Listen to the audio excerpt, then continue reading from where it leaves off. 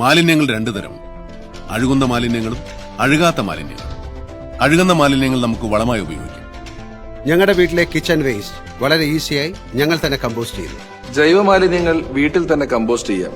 മുടന്ത ന്യായങ്ങൾ മാറ്റിവെച്ച് നമ്മുടെ വീടുകളിൽ തന്നെ ബയോ കമ്പോസ്റ്റ് ഉപയോഗിച്ച് ജൈവമാലിന്യം സംസ്കരിക്കുന്നത് ശീലമാക്കാം. ദൈനംദിന ജീവിതത്തിൽ നിങ്ങൾ ഉപേക്ഷിക്കുന്ന ഒരു തുണ്ട് കടലാസാവട്ടെ, മിഠായി പൊതിയാവട്ടെ, യാത്രയിൽ ഉപേക്ഷിക്കുന്ന പ്ലാസ്റ്റിക് കുപ്പികളാവട്ടെ, അതൊന്നും തന്നെ അലക്ഷ്യമായി വലിച്ചെറിയരുത്. അത് വൃത്തിയായി സൂക്ഷിച്ച് പാഴ്വസ്തുക്കൾ കൈകാര്യം ചെയ്യുന്നവരെ ഏൽപ്പിച്ച് പുനഃചംക്രമണം ഉറപ്പുവരുത്തണം. നമ്മുടെ മാലിന്യം നമ്മുടെ ഉത്തരവാദിത്തമാണ്.